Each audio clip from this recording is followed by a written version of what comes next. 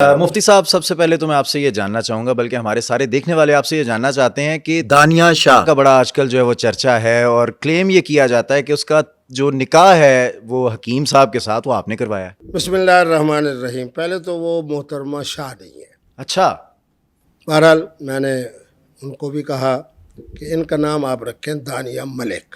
اچھا، کسی کو سید بنانا، بہرحال جس کی غلطی ہے ڈاکٹر عامر لیاقت کی، تو اللہ ان کی لغزش کو معاف کریں۔ یہاں میرا رقبہ ہے گیلے وال میں، یہ ان کے ساتھ ہی رہتے ہیں۔ اچھا، تو ان کے پورے خاندان میں آدم علیہ السلام سے لے کے اب تک کوئی سید نہیں ہے، تو اس لیے یہ شاہ نہیں ہے بلکہ دانیہ ملک ہے۔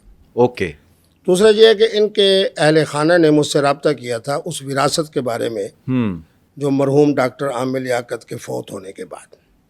کراچی والوں نے مجھ سے رابطہ کیا تو انہوں نے کہا کہ ان کی وجہ سے مرحوم فوت ہوئے ہیں، اور پاکستان کا قانون بالکل شریعت کے مطابق ہے کہ جو وارث مورث کے قتل کا باعث بنے اس کو وراثت نہیں ملتی۔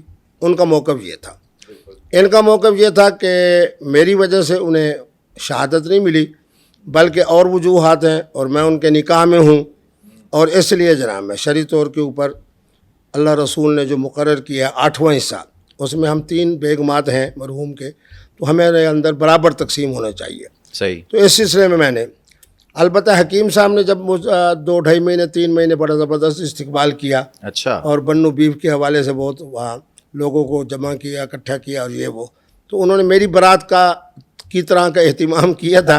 میں نے ان سے مزاح کیا کہ میں نے کہا کہ اگر آپ وراثت کے حوالے سے جس طرح ان کا مجھ سے رابطہ ہے تو آپ پیغام نکاح بھیجیں۔ پھر اس کے بعد بہرحال اب شادی بھی ہو گئی، اور اس کے بعد میرے فتوے پہ عمل کرتے تو صرف نکاح کر لیتے۔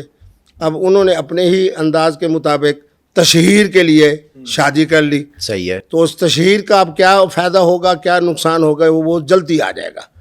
حکیم صاحب میرے محسن ہیں، ان کے لیے میری دعا تو یہ ہے کہ اللہ کرے مفتی عبدالقوی کی طرح تا دیر الیکٹرانک میڈیا میں، سوشل میڈیا میں زندہ رہیں، لیکن جو ان کے انداز ہیں، جو ان کی رفتار ہے، اللہ ان کی حفاظت کرے۔ مجھے 3-4 دن سے لوگوں کا فون آ رہا ہے کہ مفتی صاحب وہ حکیم صاحب تو ہسپتال میں پڑے ہیں، ان کی صحت کے لیے دعا کریں۔ بہرحال اللہ ان کو صحت بھی دے، اور اللہ کرے جو ان کی یہ تیز رفتاری ہے یہ اعتدال پر آئے اور اچھا سکون سے وقت۔ نہیں بالکل سر، اس میں کوئی شک نہیں ہے، اللہ تعالیٰ ان کو صحت دے گا جتنا وہ، بلکہ آپ کہہ رہے ہیں کہ یاد رکھا جائے، یاد تو وہ ویسے ہی ہیں لوگوں کو جس طرح کے نسخے دیتے ہیں وہ بنا کے، ماشاءاللہ بڑے اعلیٰ نسخے جو ہیں وہ دیے جائے۔ آپ نے کوئی نسخہ ٹرائی کیا ان سے لے کے ویسے؟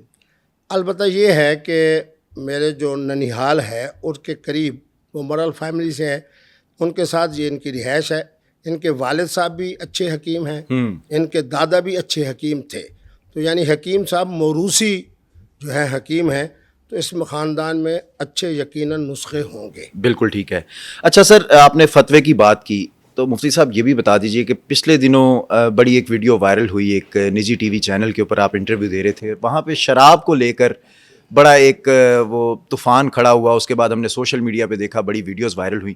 سر اس کی کچھ تھوڑی سی وہ وضاحت کر دیں کہ وہ فتویٰ تھا کیا؟ بہت اعلیٰ بات۔ شراب، دارو اور عربی میں جسے خمر کہتے ہیں، خمر کہتے ہیں، اس بالکل کا ایک قطرہ بھی حرام ہے، یاد رکھیں۔ جی بالکل ٹھیک ہے، جہاں قرآن مجید کی واضح نص ہو وہاں قبلہ مفتی عبدالقوی صاحب کا اجتہاد کام نہیں آئے گا۔ اچھا خمر حرام ہے، شراب حرام ہے، دارو حرام ہے۔ بالکل ٹھیک ہے، مفتی عبدالقوی کی جو تحقیق ہے اجتہادی وہ یہ ہے کہ کیا الکحل مفتی اعظم پاکستان کے تمباکو کے پان کی طرح ہے، ہاں اور ہمارے جو پٹھان حضرات کے جو شیخ الحدیث ہیں، ہاں، شیخ الحدیث ہیں، ان کی جو نسوار جی بالکل، اس کی طرح ہے۔ میں نے اس فیکٹری میں جا کے خود دیکھا اپنی آنکھوں سے کہ الکحل کیسے بنتا ہے۔ اچھا سر کچھ بتائیں ہمارے دیکھنے والوں کو، بیسکلی فرق یہاں پہ میں جاننا چاہ رہا ہوں کہ شراب میں اور الکحل میں فرق ہے کیا؟ شراب، خمر، دارو حرام ہے، وہ ٹھیک ہے، مختلف جوسز سے تیار ہوتا ہے۔ ٹھیک ہے، آج بھی دنیا کے اندر میرے خیال میں وائن کے نام سے جو تیار ہو رہا ہے وہ وہی ہے جو خمر کے قریب تر ہے۔ ٹھیک ہے، آب جو اس سے بھی جناب شراب بنتی تھی، لیکن اب چونکہ انہوں نے اس کے اندر الکحل ڈال دیا ہے تو نان الکحل اور الکحل، تو الکحل جس میں ہوگا وہ شراب نہیں ہوگی، یہ نقطہ یاد رکھیں۔ ٹھیک ہے، جس چیز میں چاہے وہ ہومیوپیتھک دوائی ہو، چاہے وہ آب جو بیئر ہو، چاہے جناب ہمارے جو رشیا کے قریب مسلم ریاستیں ہیں، 80 کروڑ وہاں مسلمان رہتا ہے، ان کے ہاں جو چیز پی جاتی ہے ووٹ کا میرے خیال میں اس کو کہتے ہیں، جی۔ انہوں نے ہی مجھ سے مسئلہ پوچھا تھا، وہاں کے چیمبر آف کامرس کے صدر نے مجھ سے پوچھا تھا اچھا۔ مسئلہ۔ بات یہ ہے کہ پہلی یہ بات ذہن میں رکھیں کہ شراب، خمر، دارو حرام ہے، ایک قطرہ بھی حرام ہے، ایک حقیقت۔ دوسرا یہ ہے کہ کیا الکوہل خمر ہے، یعنی شراب اور دارو ہے؟ میری تحقیق کے مطابق، میرے مشاہدے کے مطابق، چونکہ اس فیکٹری میں گیا، 1.25 گھنٹے وہاں رہا، گنا ہے، گنے میں سے نکلنے والا ارک ہے، ارک کے اندر مختلف قسم کے کیمیکل ہیں، اس سے یہ الکوہل تیار ہوتا ہے۔ اچھا۔ الکوہل کی اصل تیاری کی وجہ یہ ہے کہ الکوہل جس میں پڑ جائے، جس پانی میں آپ ڈال دیں، ہومیوپیتھک دوائی میں ڈال دیں، آپ اپنے بزرگوں سے جن سے بڑی عقیدت و محبت رکھتے ہیں، مثلا جس طرح والدہ ہیں، آپ کہتے ہیں جی اماں جی یہ بوتل دے دو، اس کے اندر آپ نے الکوہل کے کچھ قطرے ڈال دیے، وہ پھر 10 سال 20 سال 30 سال تک وہ والدہ کا جو تبرک ہے وہ آپ کے پاس محفوظ ہو جائے گا، جس طرح ذرا ہماری شہد جو ہے اس کے اندر یہ تاثیر ہے۔ بعد کے اندر یہ ہوا کہ جس کے اندر بھی الکوہل ڈالا جائے تو وہ نشہ آور ہو جاتا ہے۔ تو اب مفتی اعظم پاکستان کا تمباکو والا پان، حضرت شیخ الحدیث جو پٹھان ہیں ان کی نسوار، اور الکوہل، یہ تینوں ایک کیٹیگری میں آتی ہیں۔ اچھا۔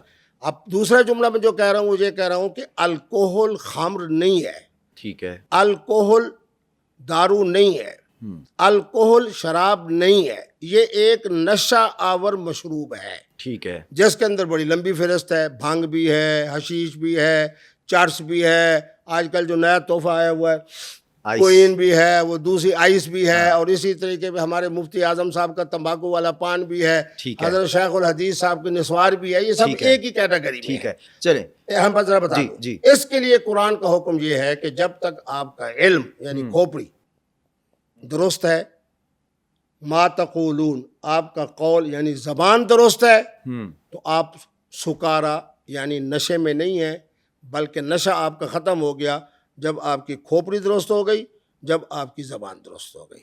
تو اس لیے الکوہل علیحدہ چیز ہے اور شراب علیحدہ چیز ہے۔